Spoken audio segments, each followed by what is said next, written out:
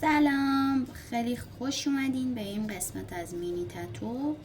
آقا من قرار بود یه چیزی رو بیام آموزش بدم، یه چند وقتی طول کشید تا من آموزش این کار رو براتون بذارم. واقعا معذرت میخوام، یعنی حق دارید اگه ناراحت باشید، ولی واقعا الان با بیای. آره داشتم میگفتم که سیب زمینی پیاز اومد.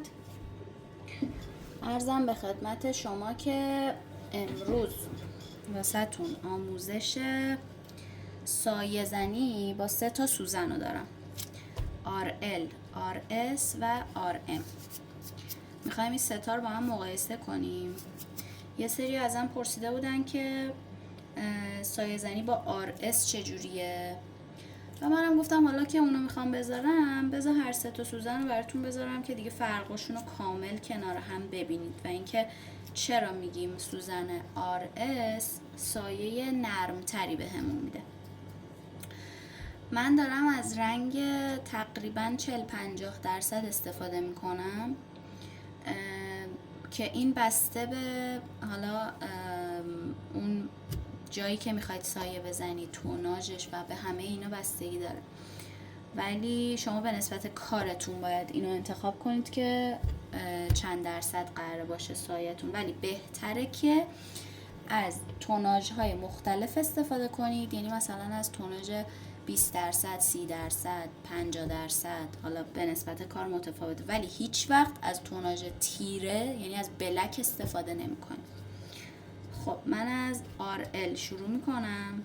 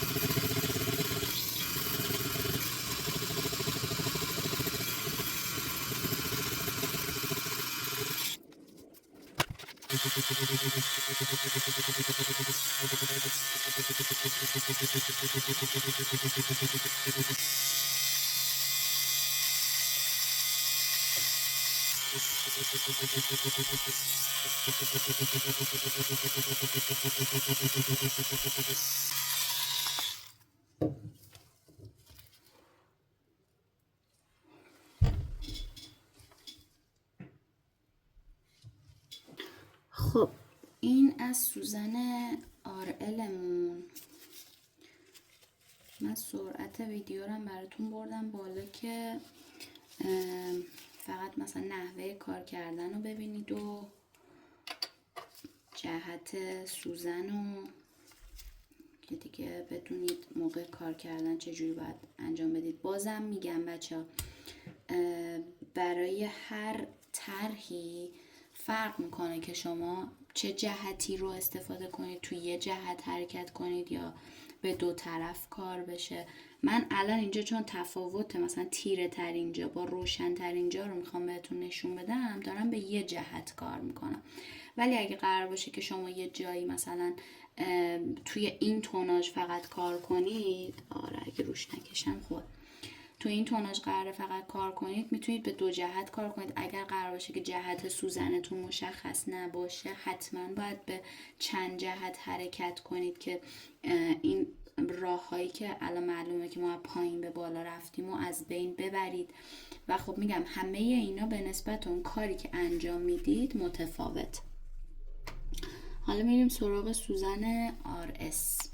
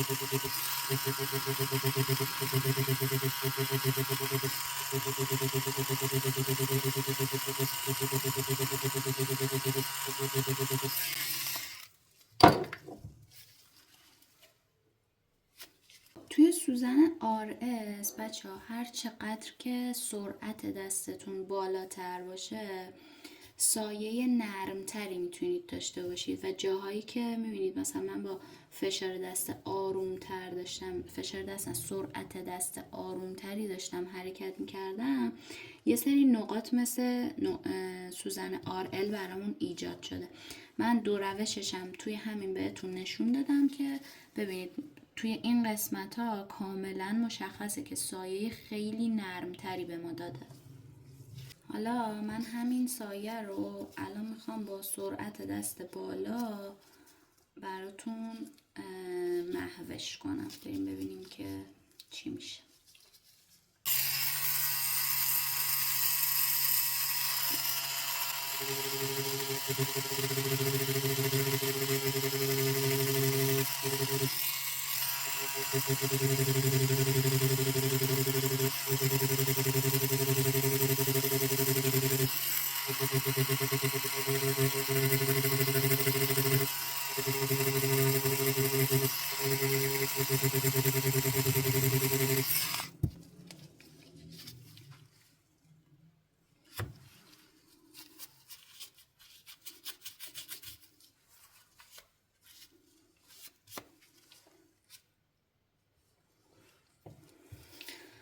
خب حالا میریم سراغ سوزن RM که سایه زدن سوزن RM من بهتون نشون بدم.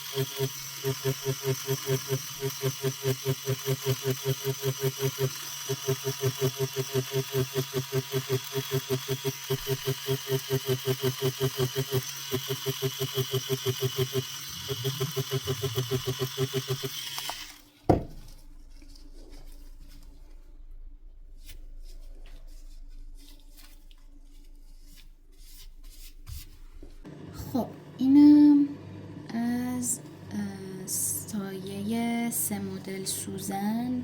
نمیدونم خوب میتونید فرقشون رو ببینید یا نه.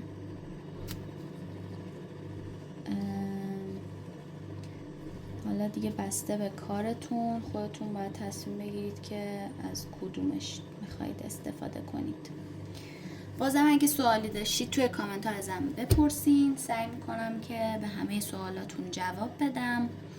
و اینکه دوستتون دارم، یه عالمه. سابسکرایب یادتون نره، چنل ما رو به دوستاتون معرفی کنید.